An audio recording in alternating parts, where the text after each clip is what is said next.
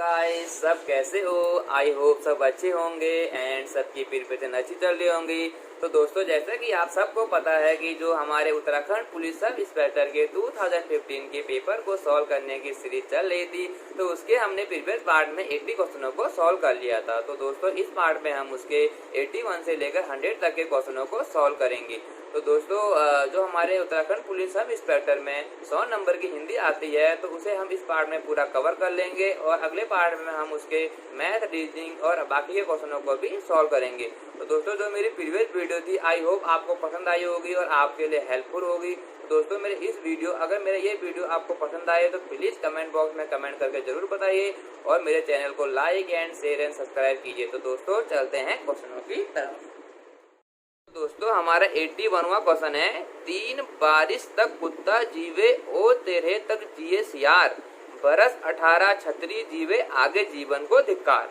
तो दोस्तों, इसमें हमको उपरोक्त पंक्तियों में छंद ज्ञात करना है। तो इसमें हमको 4 ऑप्शन दिए हैं। जो हमारा पहला ऑप्शन है वो है सवैया, दूसरा ऑप्शन है हमारा अल्लाह और तीसरा ऑप्शन हमारा छाप्य और चौथा ऑप्शन है घनासरी। तो इसमें जो छंद होगा वो होगा हमारा अल्लाह। तो हमारा इस क्वेश्चन का हमारा सही ऑप्शन होगा ऑप्शन नंबर 2। तो दोस्तों, हमारा जो 82वां क्वेश्चन है वो है हमारा, सुनु सिय सत्य आशीष हमारी, पूजही मन कामना तुम्हारी।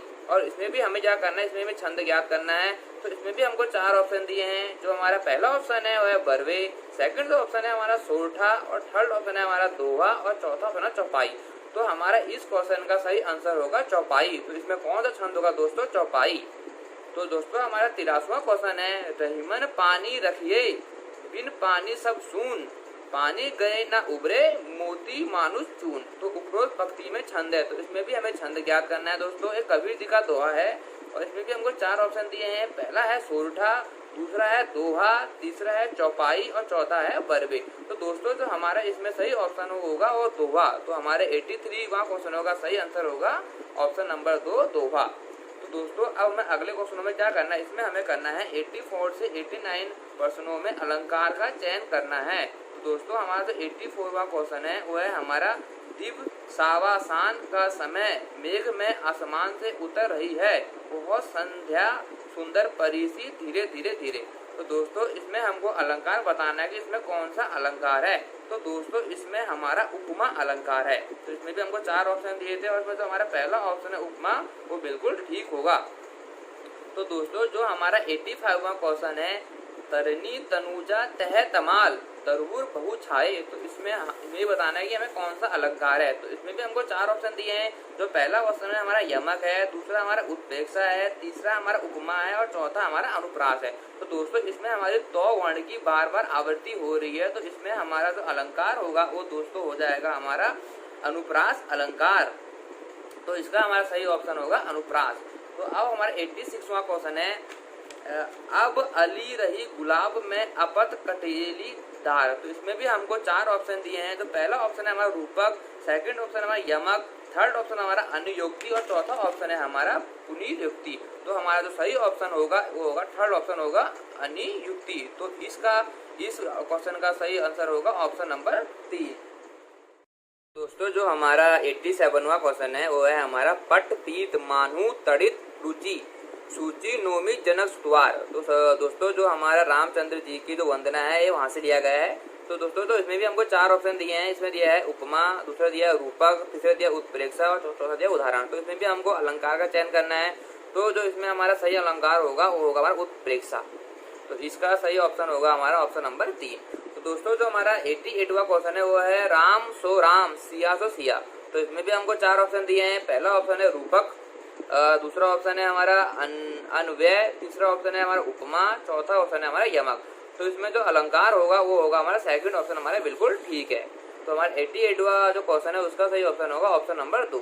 तो दोस्तों, जो हमारा 89वां क्वेश्चन है वो है हमारा, बिनु पग चले सुने बिनु काना, कर बिनु करम करे विधि नाना। तो इसमें भी हमको 4 ऑप्शन दिए हैं। जो पहला ऑप्शन है हमारा वो है हमारा विरोधाभास, दूसरा ऑप्शन है हमारा विशेषो शक्ति, तीसरा ऑप्शन है विभावना और चौथा ऑप्शन है हमारा विसंगति। तो दोस्तों, जो इसका थर्ड ऑप्शन है विभावना, वो बिल्कुल ठीक होगा। तो जो हमारे 89वां क्वेश्चन है उसका सही आंसर होगा विभावना। अब हमारा 90 क्वेश्चन है, अधोलिखित में से कौन पश्चिमी हिंदी की बोली नहीं है? तो इसमें भी हमको 4 ऑप्शन दिए हैं। जो पहला ऑप्शन है वो है हमारा बुंदेली, दूसरा ऑप्शन है हमारा ब्रज, तीसरा ऑप्शन है हमारा कन्नौज, चौथा ऑप्शन है हमारा बघेली। तो जो हमारी पश्चिमी बोली होती है वो हमारे जो पश्चिमी हिंदी बोली हमारे 3 होती है। पहली होती है बुंदेली, दूसरी होती है ब्रज, तीसरी होती है कन्नौज, और जो हमारे बघेली है हमारी पश्चिमी हिंदी बोली नहीं है। तो इसका सही ऑप्शन होगा हमारा ऑप्शन नंबर 4। तो दोस्तों जो हमारा 91वां क्वेश्चन है वो है हमारा हिंदी भाषा के विकास का सही अनुक्रम है। तो इसमें भी हमको 4 ऑप्शन दिए हैं। जो पहला ऑप्शन है वो है पाली, प्राकृत, अपभ्रंश और हिंदी। फिर है हमारा प्राकृत, अपभ्रंश, हिंदी, पाली।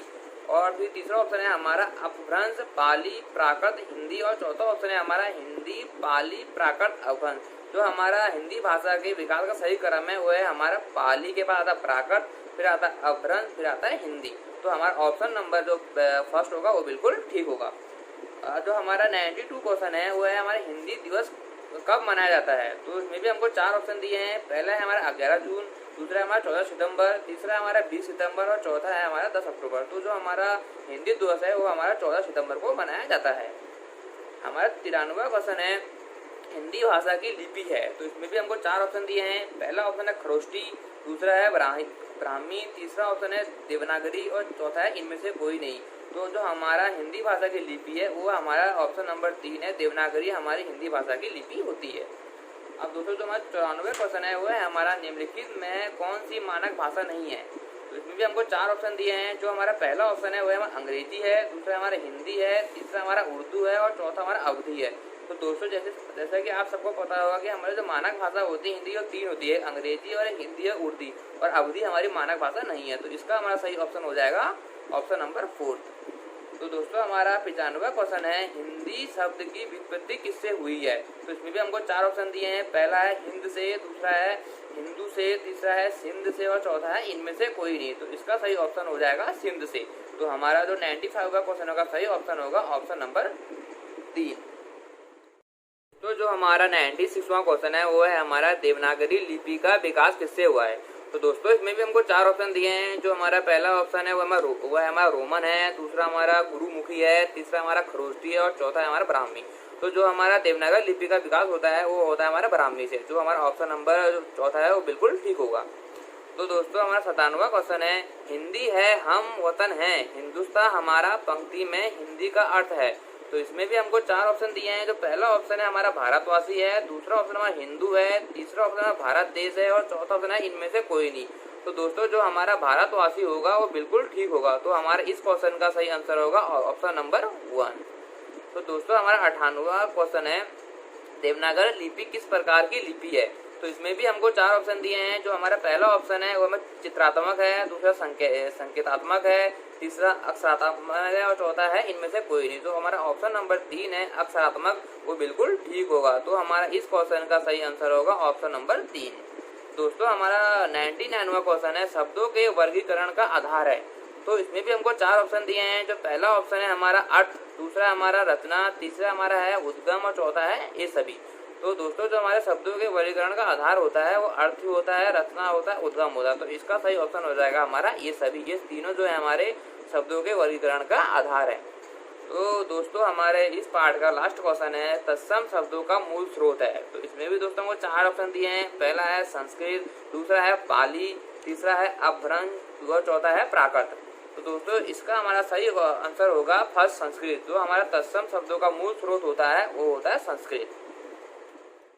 दोस्तों इस पार्ट में हमने 81 से लेकर 100 तक के क्वेश्चनों को सॉल्व कर लिया है। और जैसे कि आप सबको पता है कि जो हमारे उत्तराखंड पुलिस सब इंस्पेक्टर में 300 नंबर का पेपर आता है और उसमें से हमारे 100 नंबर की हिंदी आती है। तो हमने जो हिंदी का पार्ट था उसे हमने इस पार्ट में पूरा कवर कर लिया है। और अगले पार्ट में हम उसके जो हमारे मैथ, रीजनिंग और उत्तराखंड के क्वेश्चन है उन्हें भी कवर करेंगे। तो दोस्तों अगर मेरा ये वीडियो आपको पसंद आए और आपके लिए हेल्पफुल हो तो प्लीज़ कमेंट बॉक्स में कमेंट करके जरूर बताइए। और जो भी मेरे दोस्त उत्तराखंड पुलिस सब इंस्पेक्टर की प्रिपरेशन कर रहे हैं उनके लिए मेरा ये वीडियो बहुत हेल्पफुल होगा। तो प्लीज़ मेरे इस वीडियो को ज़्यादा शेयर कीजिए जिससे कि जो भी मेरे दोस्त उत्तराखंड पुलिस सब इंस्पेक्टर की तैयारी कर रहे हैं उन तक मेरा ये वीडियो पहुँच जाए। और दोस्तों जैसे कि आप सबको पता है कि देश में कोरोना वायरस बहुत फैल रहा है। तो प्लीज़ आपसे रिक्वेस्ट है कि घर में रहिए और सुरक्षित रहिए। और अगर आप बाहर जाते हो तो प्लीज़ मास्क पहन के जाइए और सैनिटाइजर का यूज़ कीजिए। तो दोस्तों मेरे इस चैनल को ऐसे ही like and share and subscribe कीजिए। दोस्तों मिलते हैं अगले पार्ट में, तो तब तक के लिए दोस्तों बाय।